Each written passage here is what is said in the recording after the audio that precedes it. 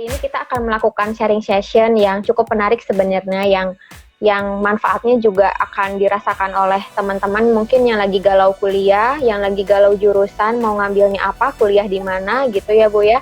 Namun Betul. sebelum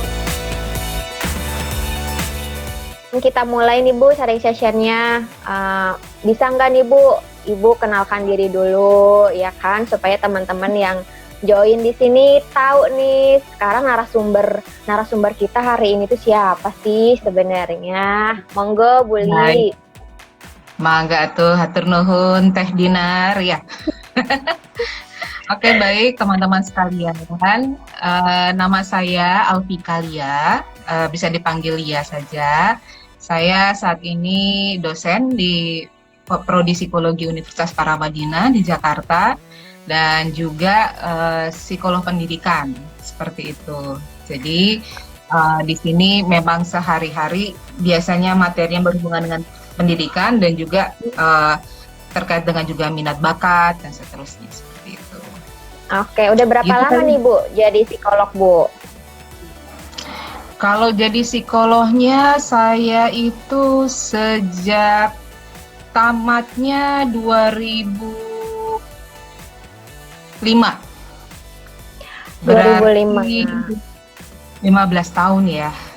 Wow. Begitu. Udah teenager ya Bu ya? Tahun. Tamat SMP.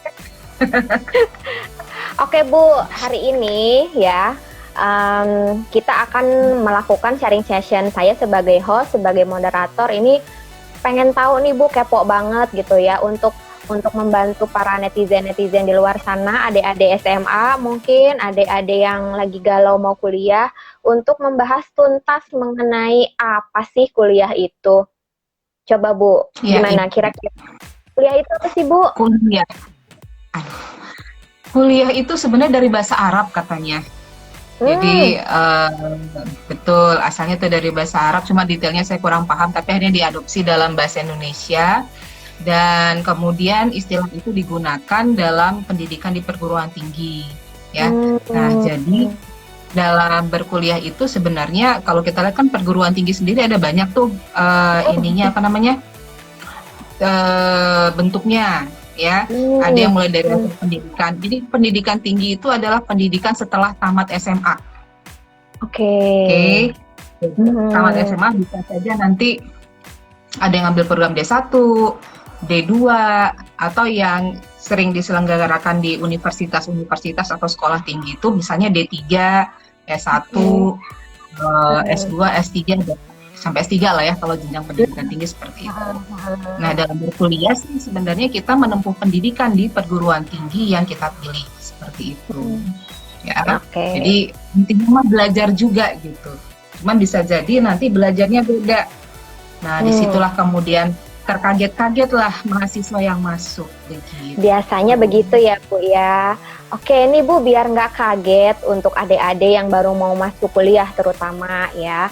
Apa sih Bu yang membedakan dengan sekolah? Kan kalau yang kita tahu kalau sekolah itu dari Senin sampai Jumat, bahkan hari Sabtu juga ada yang sekolah ya Bu ya, dari pagi sampai siang sampai sore gitu. Apakah kuliah juga begitu Bu?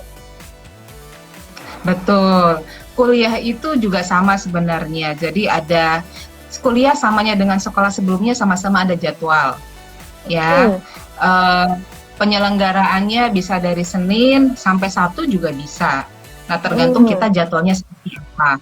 Cuman bedanya dari jadwal Anda sama perguruan sama sekolah SMA lah ya. Jadwal itu tidak teratur. Jadi kadang jadwalnya ada yang mulai dari misalnya masuk hari Senin. Kalau di Paramadina kan kita jam 7 ya, mulai paling pagi tuh. Nanti bisa saja dari jam 7 sampai setengah 10. Terus nanti sampai jam 1. Habis itu udah pulang. Ya? Jadi nggak total seharian ya Bu ya? Total. Tapi kadang-kadang besoknya kita kuliah mulai jam 1. Nah, terus paginya ngapain dong gitu kan? Nah, jadi waktunya justru ada jadwal tapi tidak seteratur waktu di SMA sekolah. gitu. Oke. Tuh. Jadi lebih fleksibel ya Bu Lia ya.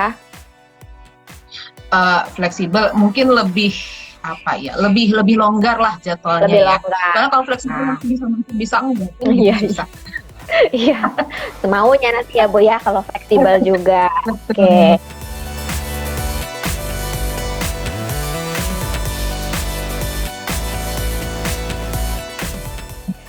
Oke, Bu, apa aja sih yang harus dipersiapkan saat mau masuk kuliah nih selain tadi misalkan ya kita udah mulai aware, udah mulai tahu oh ternyata SMA sama kuliah itu akan berbeda gitu. Tapi yang mesti benar-benar dipersiapkan oleh calon mahasiswa baru itu apa sih Bu biasanya?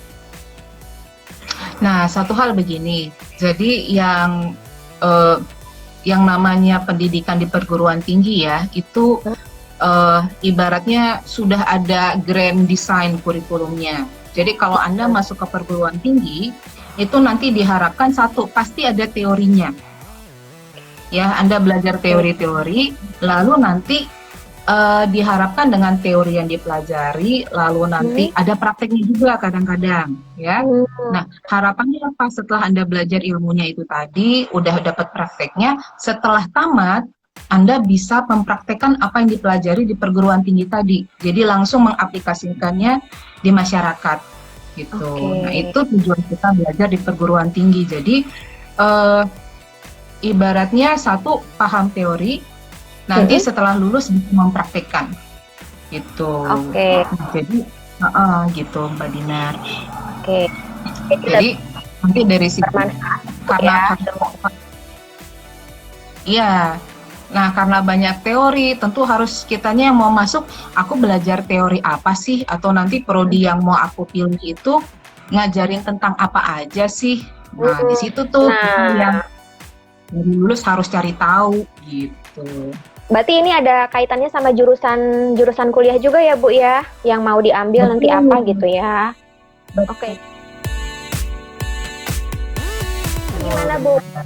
Gimana caranya adik-adik yang mau kuliah itu bisa mendapatkan informasi mengenai jurusan yang akurat, yang tepat, lalu gimana sih cara mendapatkan informasi yang relevan terkait apa yang dia mau Bu mengenai jurusannya itu?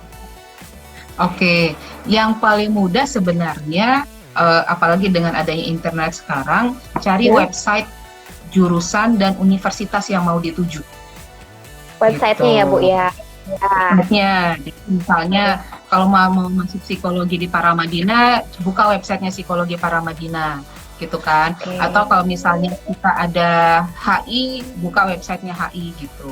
Harus jadi langsung aja masuk website ya Bu. Lalu setelah itu apa lagi Bu? Nah, nanti dari website itu biasanya kalau seperti kayak di Psikologi Paramadina itu nanti kita ada kurikulumnya tuh. Jadi di dalam website itu biasanya sudah ada yang kalau yang cukup mau terbuka websitenya nanti dikasih tahu mulai dari semester 1 dia belajarnya apa, semester 2 belajarnya apa, sampai dengan semester 8 kalau program sarjana semester 8 ya. Nanti kelihatan tuh nama mata kuliahnya. Oh, misalnya ada psikologi kepribadian, ada psikologi perkembangan misalnya. Nah, nanti di psikologi kepribadian belajar apa sih gitu. Jadi harus kitanya yang aktif nyari gitu. Ya. Jadi biasanya kalau di website kampus di Paramadina sendiri itu sudah rinci ya Bu ya, dari semester 1 sampai 8 itu sudah dirincikan. Betul, sudah dikasih tahu. Lalu Bu, untuk bisa membandingkan nih kampus yang baik itu yang seperti apa sih? Kampus yang sesuai sama maunya aku itu yang kayak gimana sih? Cara membandingkan kampus itu gimana ya Bu? Karena kan kampus-kampus di Jakarta terutama ya di Indonesia itu kan banyak banget ya Bu ya, yang negeri, yang swasta. Ini gimana Bu caranya Bu? Cara membandingkannya yang pertama satu tahu kalau mau ngambil IT itu ada di universitas mana aja sih misalnya. Ya, lalu kalau mau ngambil psikologi, universitas mana aja sih yang menyelenggarakan? Nah, nanti biasanya sih yang paling kalau kita bicara kualitas, nanti kita bisa lihat akreditasi. akreditasinya apa dari prodi yang bersangkutan. Nah, karena akreditasi itu bicara sudah di-assess dari pihak luar ya, bahwa mutunya seberapa bagus, misalnya seperti itu dari akreditasi. Lalu dengan kita searching di internet, bandingin antara Universitas A, Universitas B, Universitas C, jadi kita bisa lihat, oh di Universitas A dia psikologinya kayak gini, Universitas B psikologinya kayak gini. Lalu kita biasanya nanti ada gambaran kehidupan kampusnya seperti apa. Juga paling sederhana kayak berapa jaraknya sih dari rumah saya gitu. Oh, jadi Ya, bisa ngira-ngira ya, Bu ya? ngira-ngira. Jadi kalau kayak gini berarti saya harus ngekos. Kalau seperti ini berarti saya bisa bisa lebih dekat gitu ya. Atau oh ini kayaknya lingkungan kampusnya cocok sama saya misalnya. Jadi kita bisa cari. Nah juga nanti dari ilmu yang dari kurikulumnya itu tadi, kita kemudian juga bisa bertanya, ini sesuai sama minat saya nggak sih, sesuai sama diri saya nggak sih sebenarnya, kayak gitu. Ya. Oh iya Bu. Ngomong-ngomong soal kampus nih Bu, tadi Ibu kan sempat menyinggung, oh iya, jadi kita bisa tahu lingkungan kampusnya seperti apa ya Bu ya, misalkan fasilitas, sarana prasarananya kayak gimana gitu. Nah, untuk pergaulan kampus nih Bu, kan pasti berbeda juga dengan saat kuliah ya Bu, saat SMA ya, saat sekolah dulu gitu. Pergaulan ataupun lifestyle di kampus itu kayak gimana sih Bu biasanya? Supaya nanti adik-adik nggak kaget. Ya, pastinya nanti kalau kita bicara perguruan tinggi, itu akan datang orang dari berbagai wilayah. Kayak para Madinah bisa jadi nggak cuma dari Jakarta aja, tapi dari luar Jakarta juga akan hadir. Ya, nanti bisa jadi anak dari daerah, ada dari Sumatera, dari Papua, dari Sulawesi, itu bisa saja hadir ke Jakarta. Nanti kemudian dilihat, yang pasti sih ada yang memang biasanya kita awalnya suka belajar ya, teratur belajarnya, tapi nanti pas udah masuk kampus tuh kan agak-agak bebas tuh ya, orang tua kan biasanya udah belajar gitu katanya, terus atau nah nanti di situ kemudian mulai deh, habis nanti kayak gitu ya, selesai kuliah jam 1, habis ini kemana ya, nge-mall gitu, jalan-jalan. Mall, jalan-jalan. Nah ada yang agak-agak kebablasan tuh semester-semester awal, jadi saking baru bebasnya, jadi bisa aja kerjanya maunya main melulu. Tapi ada juga nanti yang, aku kuliah nih, kuliahku aku pengen lulus berapa lama, terus nanti wah ini kayaknya kalau sebelumnya udah biasa belajar teratur, aku habis nih main, tapi nanti ini tugas udah mulai banyak nih, aku harus ngatur. Jadi kitanya yang harus pandai kemudian mencari teman yang cocok sama kita gitu. Kita bisa main, tapi kita juga tahu saya kuliah nih, kuliah itu dibayarin orang tua, berarti nilai nggak boleh asal-asalan gitu ya. Nah, jadi harus bisa balancing antara bisa menjalani kehidupan sosial, bisa bergaul, tapi juga paham tanggung jawab saya apa gitu. Cari teman yang sesuai value-nya, karena nanti pasti akan sangat beragam. Dan mungkin bisa jadi terkejut-kejut, temanku ada yang seperti ini gitu. Iya. Cukup berpengaruh ya Bu ya. Oh iya, sangat berpengaruh. Kalau pengalamannya saya jadi dosen sejak 2007. Jadi ini ceritanya teman-teman mahasiswa. Ada teman yang maunya belajar, ada teman yang maunya main. Main. Jadi dia kalau tugas entar-entar aja sama yang ini mah. Gitu. Santai lah ya. Santai. Jadi kitanya yang harus bisa. Ini kalau saya mau lulus kuliah cepat dan nilai bagus, saya sama siapa ya temenannya? Karena teman kita akan punya potensi besar ngebawa kita ke arah yang bisa jadi beda sama maunya kita gitu. Oke. Bu, kalau misalnya ini ada beberapa pertanyaan dari adik-adik SMA sih, Bu. Ya, kalau saya lagi ngobrol gitu ya. Saya lagi ngobrol sama adik-adik yang SMA kelas 2, kelas 3. Kak, kok bisa sih ada yang kuliah lama, terus ada juga yang kuliah cepat gitu. Terus ada juga istilahnya, iya nih aku nggak lulus mata kuliah A misalkan, harus ngulang lagi. Nah, itu gimana, Bu? Penjelasannya, Bu? Oh ya, nah ini pertama saya bicara kuliah lama, kuliah cepat ya, gitu. Jadi gini, teman-teman mungkin yang SMA bisa dicek, bisa ingat kalau di SMA, lulus SMA itu adalah UN, ya. Oke, pas lulus ada ujian akhirnya adalah UN. Oke, nah kalau di perguruan tinggi ujian akhirnya itu biasanya skripsi atau tugas akhir. Ya. Nah, kalau UN cuma ngerjain soal, bisa PG, bisa esai. Tapi kalau yang namanya tugas akhir itu sifatnya dia bisa project, bisa melakukan penelitian, ya, membuat karya tulis. Jadi tergantung prodinya masing-masing. Nah, itu butuh tantangan banget gitu. Jadi ibaratnya mengerjakan skripsi sampai selesai itu adalah mengalahkan diri sendiri. Ya. Jadi nggak ada batas waktu tuh untuk skripsi. Kan kalau masa studi di perguruan tinggi, program sarjana kan maksimal 7 tahun. 7 tahun. Ya. Nah, jadi misalnya di semester 7 atau 8 itu biasanya mahasiswa sudah boleh ngambil skripsi. Nah, yang skripsinya bisa cepat lulus. Tapi yang skripsinya lama tuh dari entar ke entar, terus aduh males, aduh takut, aduh enakan kerja dulu gitu. Nah, ini nanti yang jadinya yang aturan 1 semester selesai bisa jadi 2 semester, bisa jadi 3 semester, bisa jadi 4 semester. Jadilah 7 tahun. Nah, itu kan lama jadinya ya. Lama. Biasanya sih kalau kita lihat sebagian besar hambatannya ada pada skripsi, lama menyelesaikan skripsinya. Tapi juga tadi lama selesai itu mungkin terkait juga sama yang tadi Kak Dinar tanya, ada mengulang-ulang mata kuliah. Gitu. Jadi gini, belajar di perguruan tinggi, apalagi misalnya gini, teman-teman kan kenalnya di SMA itu paling kan fisika, kimia, sosiologi, antropologi gitu ya. Tapi nanti misalnya masuk psikologi, itu kenal sama namanya mata kuliah teori kepribadian. Wah, kan? Dengarnya aja namanya apa ya?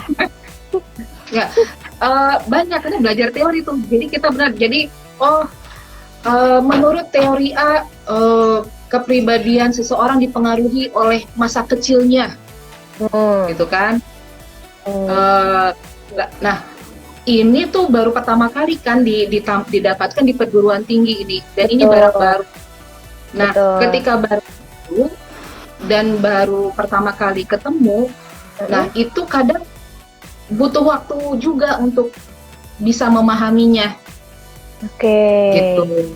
Nah, jadi kalau misalnya katakanlah ini kuliahnya materinya baru, terus sama satu lagi nih Kak Dinar yang saya juga amati, anak SMA pas dapat tugas kuliah suka terkaget-kaget sama soal ujian. Gitu. Jadi soal ujiannya kalau UAS di perguruan tinggi itu kan banyaknya analisis ya. Betul. Nggak cuma lebih bervariasi ya, Bu ya. Betul. Kagetlah mereka, kok soalnya kayak gini gitu. Ya, jadi yang terbiasa hanya menghafal aja kalau belajar kurang mau membuat pemahaman sendiri atau diskusi sama teman, itu bisa menambah kekagetan mereka gitu, nggak siap sama mata kuliahnya, ditambah lagi enakan main, enakan jalan-jalan, kurang waktu untuk berusaha. Ini kayaknya materinya beda nih, butuh diskusi ini, gitu. Jadi akhirnya terkaget-kaget dengan mata kuliah, terus abis itu soalnya ternyata butuh berpikir lebih keras gitu dibandingin hanya sekedar hafalan gitu ya. Nah, itu yang kemudian salah satu faktor membuat nilai akhirnya jelek. Jadi Jelek. kalau di perguruan tinggi itu biasanya kalau misalnya kayak di psikologi nilai minimal itu C, di bawah C Hmm, harus ngulang, harus ngulang, ya.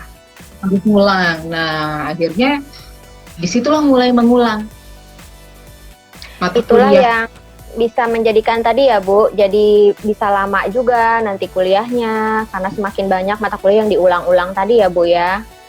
Betul Hmm, gitu. Jadi kitanya sebagai apa mahasiswa juga harus sadar, oh saya itu kuat di soal-soal kayak begini, tapi kalau materi yang seperti ini saya butuh diskusi deh gitu. oke. Jadi harus mampu mengenali diri sendiri, saya kuatnya di mana dari aspek Hmm, kognitif, saya lemahnya di mana.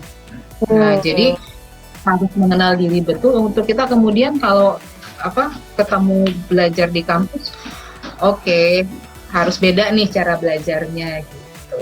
Itu oke. kira-kira tadi. Oke. Ada nggak sih introduction ataupun pengarahan-pengarahan awal nih, misalkan ya untuk calon-calon mahasiswa baru nih ketika sudah memilih kampus dan sudah memilih jurusan gitu ya, misalkan di Paramadina ambil psikologi gitu ya, sebelum masuk ke perkuliahan awal ada nggak sih dari kampus misalkan mengarahkan, nanti memberikan bimbingan atau semacam memberikan eh, ngumpul dengan dosennya, dengan calon-calon mahasiswa baru untuk diadakan suatu sharing session juga supaya tadi tidak terkaget-kaget Bu ketika kuliah. Iya, iya, iya. Jadi kalau misalnya kita lihat eh, perguruan tinggi yang eh, paham bahwa tadi ya bahwa ini anak SMA baru lulus itu butuh orientasi. Jadi butuh Oke. butuh dikenalkan kehidupan kampus tuh seperti ini loh, mulai dari temannya kayak gimana, dosennya kayak gimana, cara berpikirnya perlu apa. Jadi ada masa Hmm. orientasi biasanya. Nah, Namanya kalau misalnya ya, bahasa umumnya masa orientasi. masa Kalau di orientasi. Paramadina di level universitas kita sebutnya Graha Mahardika Paramadina. Jadi Oke. rumah Paramadina lah. Jadi menyambut kepada rumah baru di Paramadina gitu. Nah, nanti dalam sesi Graha Mahardika Paramadina ini disiapin tuh mulai dari apa namanya? Mulai dari eh, apa namanya? Perlu gaya berpikir seperti apa untuk jadi mahasiswa. Lalu Hmm. nanti jelasin juga tentang eh, apa namanya sejarah kampus gitu Hmm. ya. Lalu di kampus tuh ada kegiatan apa aja gitu. Oke. Nah, nanti pada kalau di Paramadina setelah Geraha Mardika Paramadina itu ada sesi di mana mahasiswa baru dikenalin nih sama prodi-prodinya gitu. Hmm. Jadi nanti yang masuk psikologi dikenalin dosen-dosen psikologi ini, lalu ini himpunan mahasiswanya gitu. Jadi Oke. apa namanya mereka dikenalkan sama dosen, sama lingkungan, sama seniornya. Lalu nanti Hmm. biasanya kita ada sesi mentoring tuh. Nah, mentoring Hmm. ini tadi yang apa ngebarengin mahasiswa baru untuk yuk ditemenin nih. Jadi Hmm. ada senior yang mendampingi, nanti ada pembekalan mulai dari cara belajar gimana, aspek sosialnya seperti apa. Jadi eh, nggak akan kita lepasin lah ibaratnya mahasiswa baru itu. Oke. Jadi untuk adik-adik yang mau masuk kuliah ya, yang nanti akhirnya memilih Paramadina, mudah-mudahan ya Bu, jadi banyak mahasiswa baru nih nanti yang join di Paramadina psikologi. Hmm, No worries, jangan khawatir, kalian nanti akan diberikan orientasi sebelum mengikuti perkuliahan awal ya Bu, supaya tadi tidak terkaget-kaget.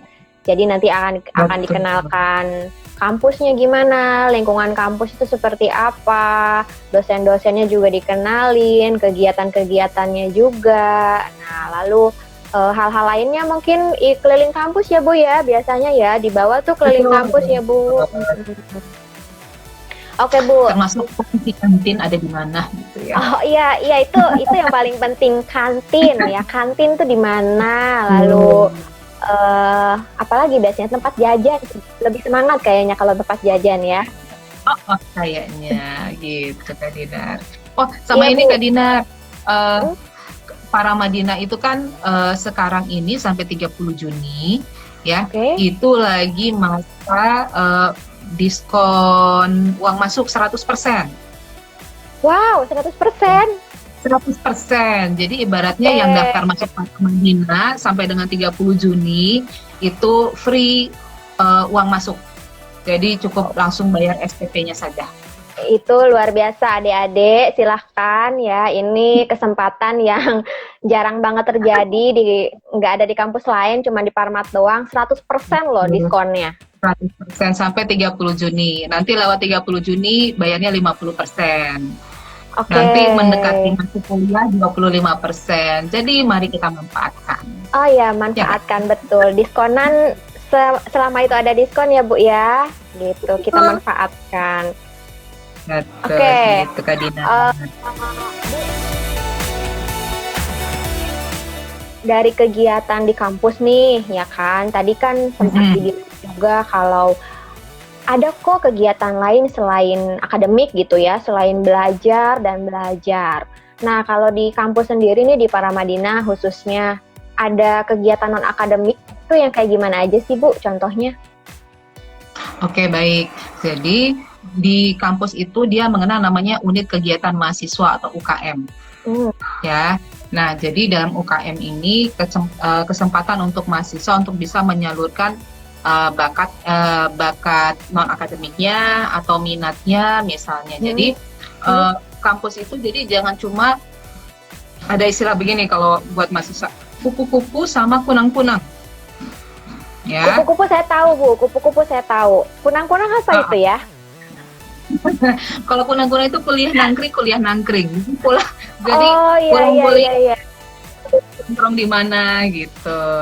Ya. Oh. Jadi ibaratnya kuliah ini perguruan tinggi itu teman-teman nggak cuma mengembangkan aspek akademik, kemampuan teoritis kita pada Hmm. bidang ilmu yang kita tekuni, tapi juga kita mengasah keterampilan soft skill, ibaratnya seperti itu. Hmm. Hmm.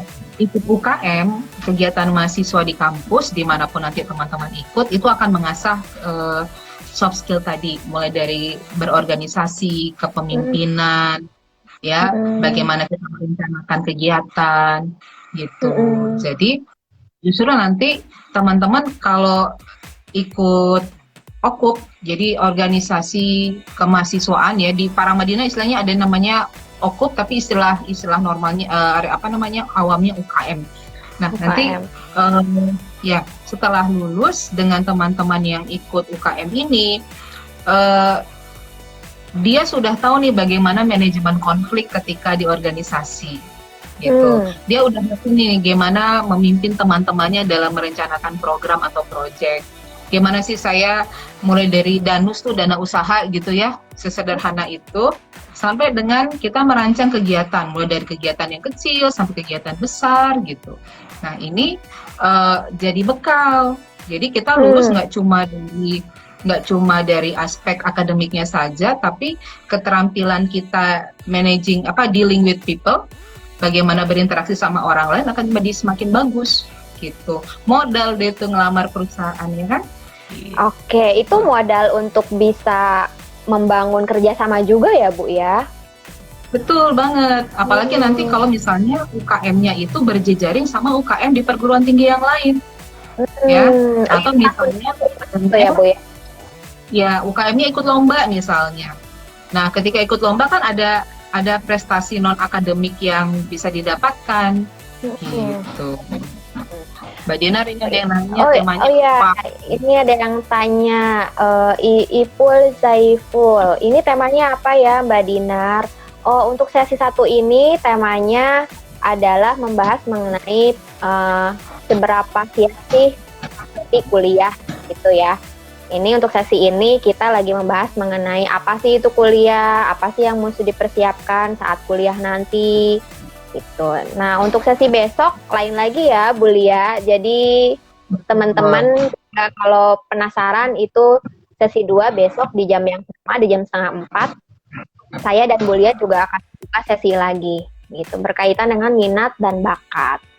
Ya, oke, terima kasih Mas Ipul sudah bertanya. Oke, teman-teman, misalkan ada yang mau bertanya, masih bingung atau gimana, boleh ditulis aja di komen ya. Nanti pertanyaannya akan kami bacakan dan nanti Ibu Lia akan menjawabnya. Gitu. Oke, Bu. Bu, pertanyaan lain nih seputar perkuliahan. Di perkuliahan kan ada dosen pastinya, ada teman-teman mahasiswa yang satu jurusan, yang lain jurusan gitu ya Bu. Nah kalau si mahasiswa ini memiliki kendala nih saat belajar, misalkan di psikologi aku nggak ngerti teori statistik, aku nggak ngerti teori kepribadian gitu. Apa sih hal pertama yang harus dilakukan Bu selain tadi nyari teman yang memang satu frekuensi ya, yang sama-sama bisa belajar juga Bu? Oke, satu hal yang sepengalaman saya di Paramadina, dosen itu sangat terbuka untuk ditanya. Oke. Dosen itu sangat terbuka untuk teman-teman kalau nggak paham, Bu, tadi saya nggak ngerti, bisa dijelasin lagi nggak? Misalnya. Jadi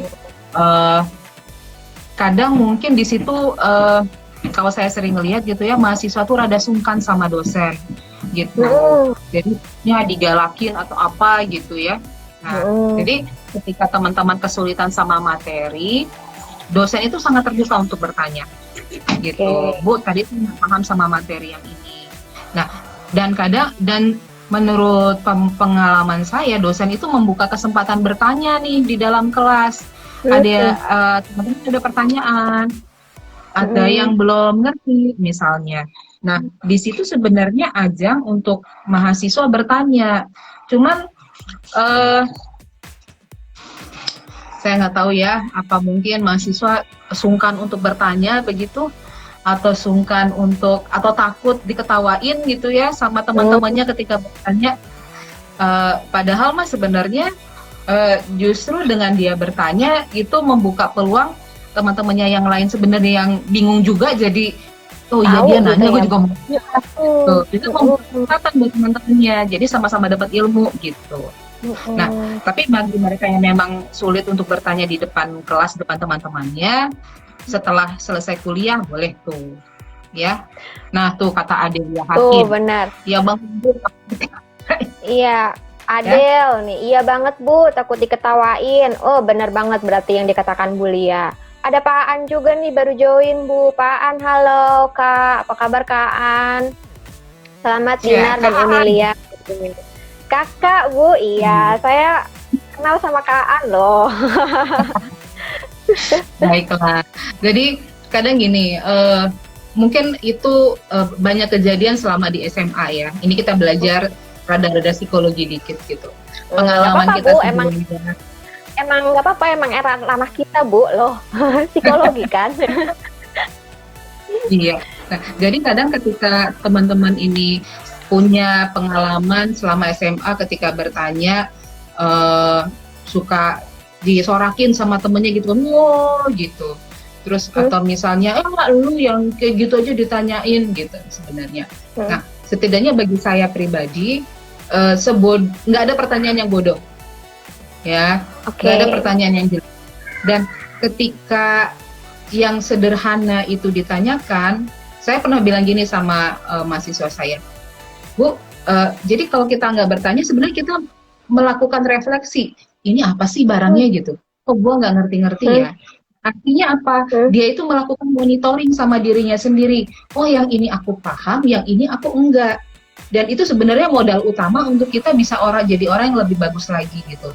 Artinya apa? Kita melakukan monitoring terhadap kondisi diri kita sendiri. Nah,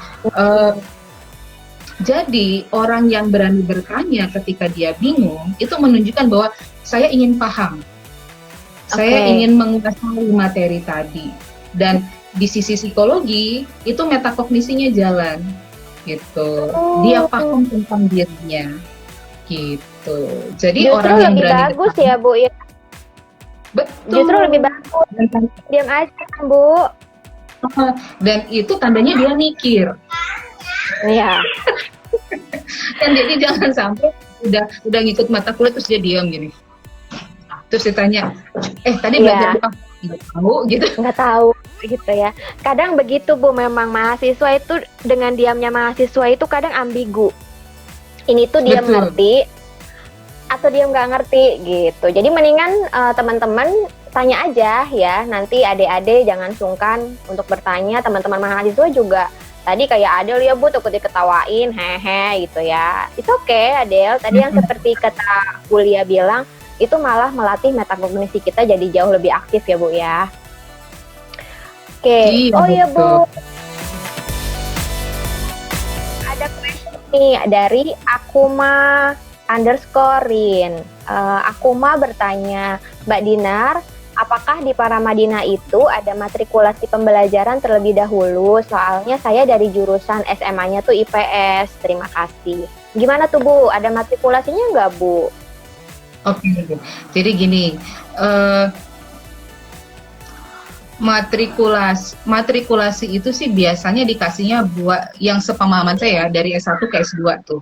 Dia kasih matrikulasi. Kenapa? Karena kalau di S2 itu biasanya kan ngambilnya dari prodi yang berbeda sama S1-nya bisa jadi.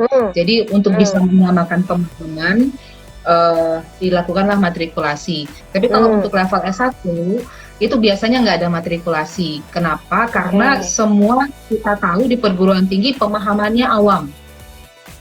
Umum, masih umum juga ya Bu ya berarti. Umum. Jadi nggak perlu takut kalau kemudian intinya gini, semua yang masuk itu pasti dapat ilmu baru. Ya, teman-teman yang masuk desain kebayangkan desain itu kan belajarnya beda lagi tuh. Yang kemarin biasa cuma IPA atau IPS tiba-tiba disuruh merancang, suruh menggambar, banyak lagi aktivitasnya gitu ya. Jadi semua akan dikasih tahu basicnya. Masuk psikologi juga sama, akan dapat gambaran umum apa sih yang akan dipelajari di psikologi gitu. Masuk HI, masuk komunikasi, apalagi ada falsafah dan agama. Apa sih sekarang namanya kalau ada nama baru prodinya, falsafah dan agama juga sama gitu, dapat hal yang baru. Jadi nggak akan langsung tiba-tiba gitu kaget mah enggak gitu. Shock terapi nanti Bu. Shocknya biasanya di tugas. Shocknya biasanya di tugas. Iya. Betul. Jadi mereka nggak nyangka. Jadi gini, ini buat saya kalau ada guru SMA yang ada di sini ya. Jadi anak SMA itu kayaknya jarang dikasih tugas menganalisis, ya. Jarang dikasih tugas untuk yang sederhana analisis deh. Minta dia mengungkapkan pikirannya, berpendapat. Jadi ketika disuruh menganalisis di perguruan tinggi, terkaget-kagetlah mereka. Ya, sesederhana mencari contoh aja kadang-kadang itu masih kesulitan, gitu ya.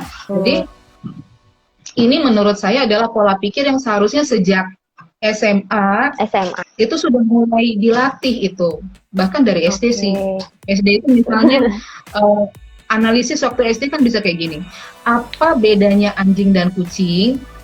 Ya, sederhana ya Bu ya. Betul, kan analisis gitu, analisis sederhana. Nah nanti makin tinggi analisisnya makin kompleks sehingga pas di perguruan tinggi nggak kaget, nggak shock. Nggak shock, betul. Yang satu tadi karena memang materinya baru, itu harus punya rasa kepo yang kuat terhadap materinya. Ya, keponya harus tinggi. Sama satu lagi, dianya harus daya juang yang tinggi, gitu. Karena cepat menyerah gitu ya Bu ya. Betul, karena soal-soal di perguruan tinggi itu tidak sesederhana hafalan-hafalan atau ngerjain soal waktu SMA gitu. Jadi kalau Anda ingin berhasil, jangan mudah menyerah gitu. Apalagi Anda tertarik sama materinya gitu kan.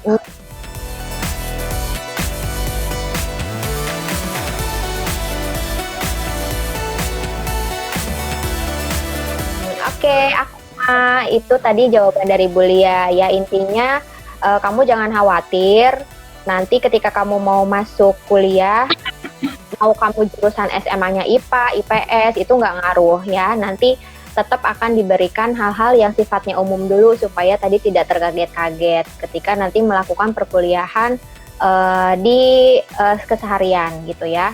Jadi kamu jangan khawatir ya, aku mah semuanya nanti akan dikenalkan terlebih dahulu di awal. Ada Lydia, teman masuk ke psikologi Paramadina. Oh iya Lydia, terima kasih sudah mempromo. Tadi ada diskon 100% loh sampai 30 Juni ya untuk adik-adik yang lagi galau pilih kampus terus pilih jurusan di Paramadina, ini lagi ada diskon. Oke Bu, tadi berkaitan dengan tugas nih ya Bu ya. Dengan tugas kuliah. Bisa diceritain sedikit nggak sih Bu gambaran kalau kuliah itu tugasnya kayak gimana aja sih di psikologi lah khususnya? Nanti kaget nggak masuk psikologi gimana Kak Dinar? Kasih tahu nggak ya? Betul. Kan kalau di SMA kan kalau tugas paling ya pilihan ganda gitu ya Bu, atau bikin esai gitu. Apakah di kuliah juga masih memungkinkan demikian Bu, atau lebih advance lagi, lebih kompleks lagi? Oke, kalau tugas jadi kita itu istilahnya sih yang umum ya. Jadi ada yang namanya kuis. Ya, kuis itu biasanya untuk mendapatkan pemahaman materi per subbab-subbab yang diberikan gitu ya.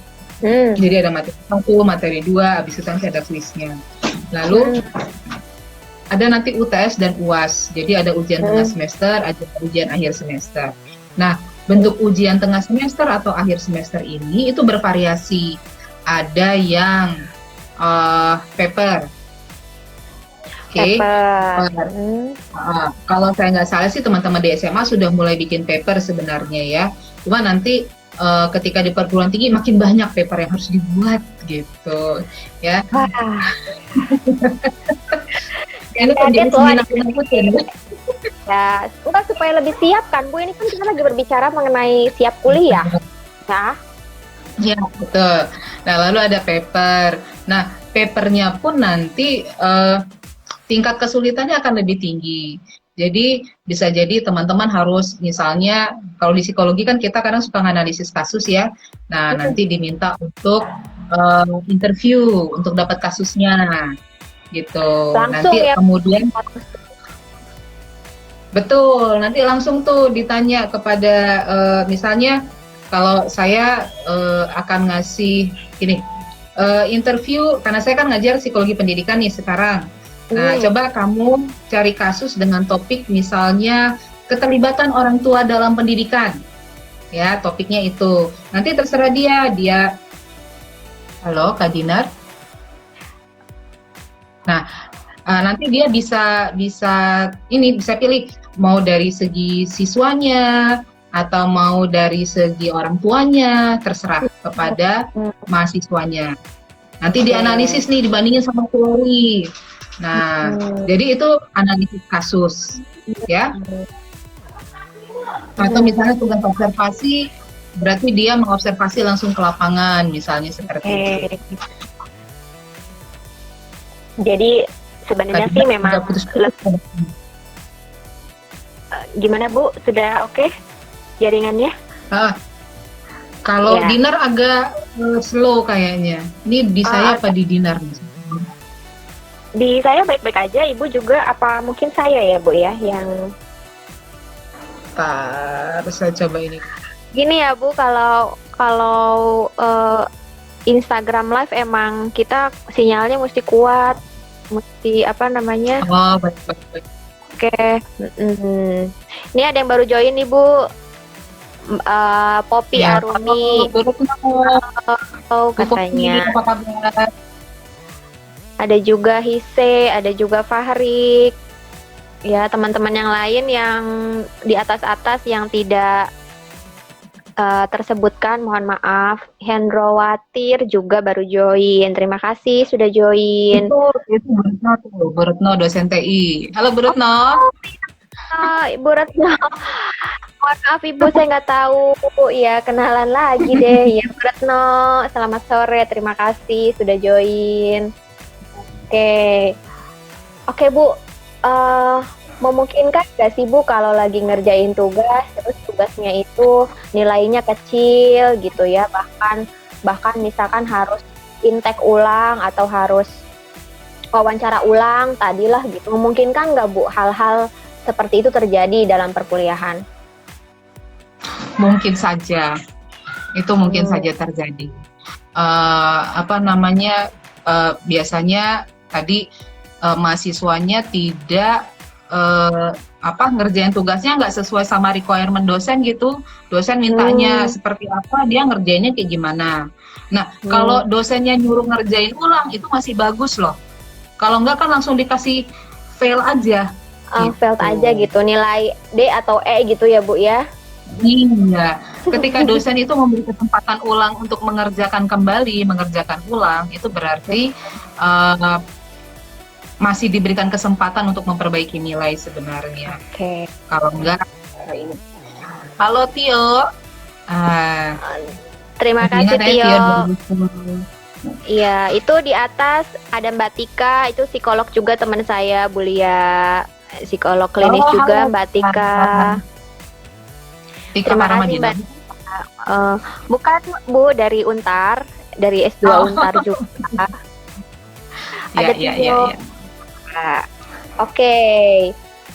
Bu, untuk sesi satu ini materi kan sudah di-upload di IG Prodi Psikologi Paramadina tuh, Bu, ya. Jadi untuk teman-teman yang kelewat nonton live-nya, kayak tadi ada yang nanya, Mbak Dinar, ini temanya apa ya? Gitu ya. Ada yang ketinggalan, itu sudah di-upload di IG Psikologi Paramadina, jadi teman-teman bisa melihat, dipelajari lagi, dibaca lagi, itu yang membuat Ibu Alfikalia sendiri dari materinya, jadi bisa dibaca-baca gitu ya. Bu Lia, apa lagi nih yang bisa di-sharingkan mengenai apa sih yang mesti dipersiapkan di kuliah? Kayaknya udah dikupas tuntas ya, Bu ya, atau ada hal yang ketinggalan, Bu? Sama ini sih, kalau di semester awal tuh biasanya nanti akan ada tugas itu bisa cenderung berkelompok nih. Ya, jadi bukan jadi ibaratnya biar nggak kaget-kaget amat dan bisa bisa cepat adaptasi, bisa saling membantu, itu bisa pakai tugasnya kelompok. Nah, di sini butuh kerja kelompok yang baik nih, Kak Dinar. Jadi kadang-kadang ada kebiasaan nanti gue ngikut aja deh tugas gue apa gitu, ya kan? Atau nanti gue yang ngeprint ya gitu. Ya? Ngeprint doang ya kerjanya, iya oke. Atau nanti gue yang jilid gitu. Nah, betul, menarik nih Bu bahasannya. Terima kasih. Lagi membahas mengenai teamwork ya Bu, kerjasama gitu ya, mengenai kerjasama. Sebentar Bu, ada yang nanya, Kak Dinar, aku mau tanya lagi, gimana caranya membangkitkan rasa pede ketika kuliah? Soalnya saya orangnya agak pemalu, gimana tuh Bu? Kalau mau meningkatkan percaya diri, ya dilakukan saja. Jadi ibaratnya gitu ya, Bu?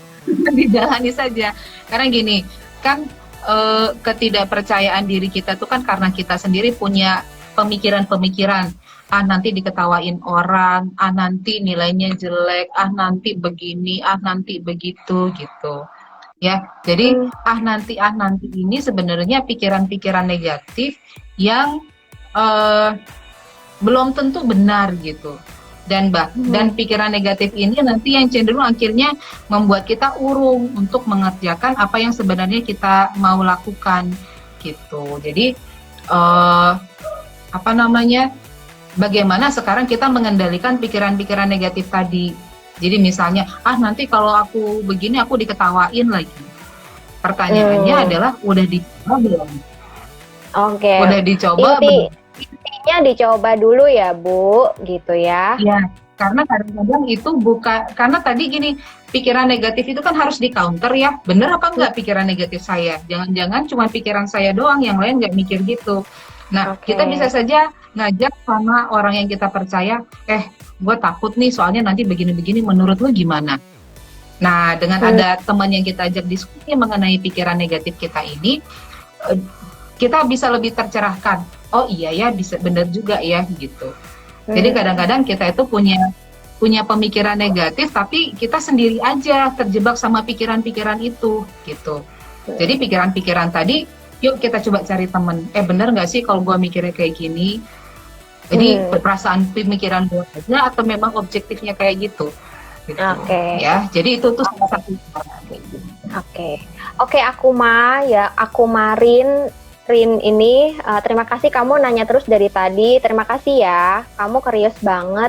Tadi yang seperti Bu Lia jelaskan bahwa jalani aja gitu ya, tepis semua rasa khawatir yang belum tentu terjadi juga ya Bu ya, hanya perasaan sendiri mungkin gitu ya. Jadi harus dikonfirmasi lagi, misalkan dengan teman-temanmu yang lain, atau nanya ke mama, ke papa, atau ke ya pacar misalnya gitu ya. Jadi supaya nggak dipendam sendiri aja. Gitu. Ada yang baru join juga, ada Riko. Semangat Bu Lia dan Bu Dinar. Thank you Riko. Ini ada yang nanya lagi Bu. Bu, mungkin ini pertanyaan terakhir ya, karena live kita udah mau 1 jam. Ya, nanti untuk sesi 2 itu akan dilanjutkan besok sore di jam yang sama. Ibu Adel mau nanya nih. Mana sebentar. Kiat-kiat agar lebih mudah mengerjakan tugas kelompok. Nah, tadi ini masih belum selesai dibahas nih, Bu. Untuk individu yang lebih nyaman bekerja sendiri. Gimana tuh, Bu? Ada kiat-kiatnya nggak? Iya. Saya paham ada orang-orang yang memang lebih nyaman bekerja sendiri. Artinya bekerja bersama itu kan butuh satu, ada tenggang rasa, saya harus membujuk, saya harus bisa memimpin. Nanti kalau yang ini nggak ngerjain, saya harus, woi kerjain cepetan, mau dikumpulin misalnya kayak gitu. Ya, menurut saya mungkin yang perlu ditanya adalah alasannya apa sih yang membuat kita enggan kerja kelompok gitu ya. Jadi misalnya mungkin bisa jadi karena faktor orang yang kita ajak kerja sama ya. Jadi orang yang kita ajak kerja sama ini rajin apa enggak, ini mau sama-sama bagus apa enggak gitu ya. Jadi yang kekhawatiran ini kembali saya bilang, bahkan sama anak saya, kalau kita belum nyoba, kita nggak akan tahu. Ya, jadi kadang-kadang kekhawatiran itu yang kemudian menghambat kita maju gitu. Jadi dicoba saja sehingga kemudian ketika kita sudah punya pengalaman kerja kelompok, kita tahu, oh ada orang modelnya tipe A, tipe B, tipe C. Oke, nanti kita belajar. Kalau ketemu tipe A, saya harus kayak gimana, tipe B kayak gimana, tipe C kayak gimana. Nah, kenapa saya bilang harus dicoba? Karena nanti mau nggak mau ketika di dunia kerja sana, pasti ada kalanya kita teamwork. Gitu. Kalau kita cenderung hanya mau bekerja sendiri saja, nanti kita, otot kita untuk kerjasama itu tidak terbangun. Ya, otot kerjasamanya tidak terbangun. Jadinya bisa jadi yang harusnya kita sudah lebih smooth, kita masih kagok. Gitu, yang harusnya kita sudah tahu caranya gimana menghadapi orang yang malas, kita masih pengetahuannya terbatas gitu. Jadi dicoba saja gitu. Dan perlu diingat ketika yang namanya kerja kelompok berarti tanggung jawabnya bersama, bukan tanggung jawab individual.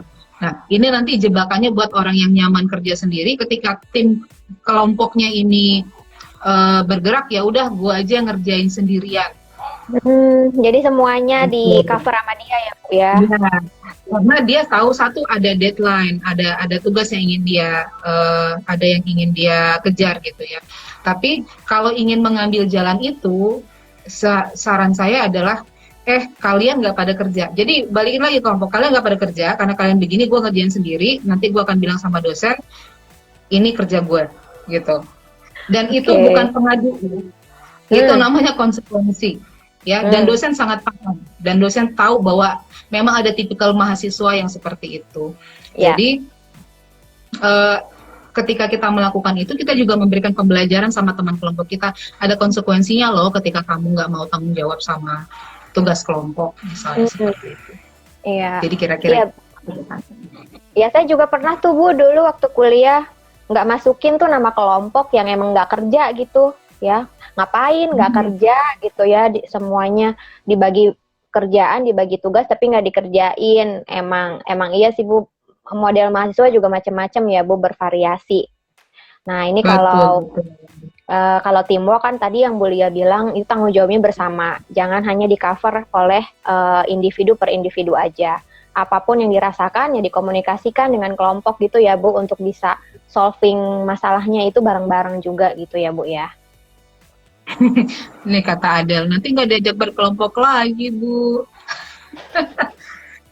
Adel jangan takut, teman itu banyak, nggak cuma mereka aja. Kamu satu kelompoknya main itu aja kali Del, cari yang lain aja tuh. Betul. Oke. Gitu. Kak Dina, sebelum ditutup mungkin saya ingin menambahkan sedikit. Silakan Bu. Jadi yang perlu diingat nanti teman-teman, mungkin nanti kita akan bahas besok kali ya. Jadi kalau masing-masing prodi itu punya kekhasan cara berpikirnya. Gitu. Ada prodi yang sangat analitik, ada prodi yang butuh berpikir kreatif dan seterusnya. Jadi teman-teman ketika memilih prodi, tadi kembali kepada minat saya sejalan nggak sih sama prodi saya, gitu. Sejalan nggak sama prodi yang ingin saya ambil, lalu kemudian di sini kira-kira kemampuan saya cukup nggak ya untuk menguasai materi di sana, atau apa aja sih yang perlu saya kuasai gitu. Nah, jadi semakin teman-teman mengenali diri sendiri, apa minat saya, kemampuan saya di mana, maka nanti kita akan lebih terarah gitu dan lebih realistis dalam memilih prodi yang sesuai sama diri kita, sama diri minat dan kemampuan. Gitu. Ini 17 detik lagi Mbak Dina, habis. Oh, 17 detik lagi ya Bu. Oke, teman-teman yang lain. Teman-teman yang lain ya, jangan lupa untuk ikutin sesi 2-nya besok Minggu.